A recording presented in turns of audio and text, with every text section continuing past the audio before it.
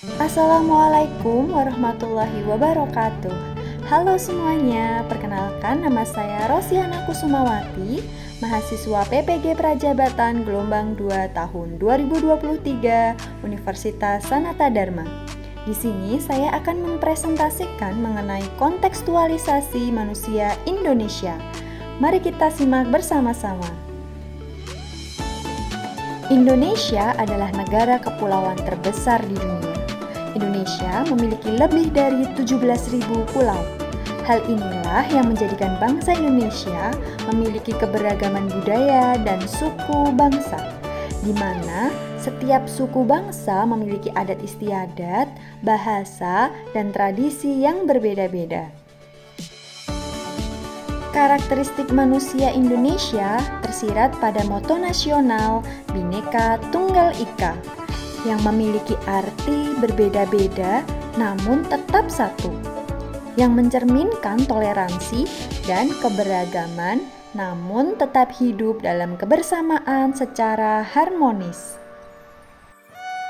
Dalam konteks Indonesia yang berbineka tunggal ika, pendidikan mempunyai peran penting dalam melestarikan keragaman, menjaga kesatuan, memelihara keharmonisan, dan mengembangkan kualitas keindonesiaan. Pendidikan berperan penting untuk membangun paradigma berpikir, bersikap, dan berperilaku sebagai bangsa Indonesia. Manusia Indonesia yang berbineka tunggal ika yaitu manusia yang mampu melestarikan keberagaman, menghargai perbedaan seperti suku, agama, ras, dan bahasa, hidup harmonis, dan menjaga toleransi. Pancasila merupakan dasar negara Indonesia. Selain sebagai dasar negara, Pancasila juga memiliki fungsi lain.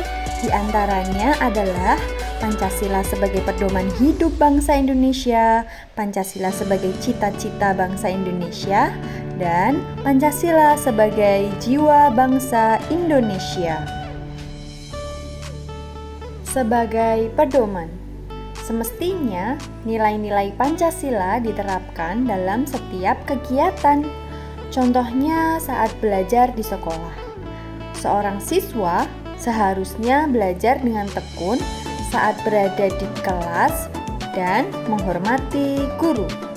Begitu juga saat kita berada di luar kelas, kita harus mampu menerapkan nilai-nilai Pancasila.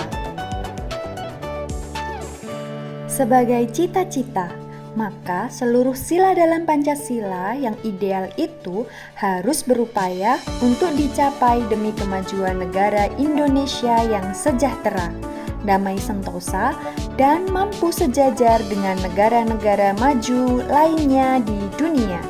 Sebagai siswa, kita harus belajar dengan tekun untuk menggapai cita-cita bangsa dan negara, karena kemajuan negara ditentukan oleh generasi muda. Sebagai jiwa bangsa, kita harus bisa menjadikan Pancasila sebagai dorongan atau semangat dalam kehidupan berbangsa. Ketika di sekolah, semestinya nilai-nilai Pancasila menjadi nilai dasar dalam melakukan berbagai kegiatan.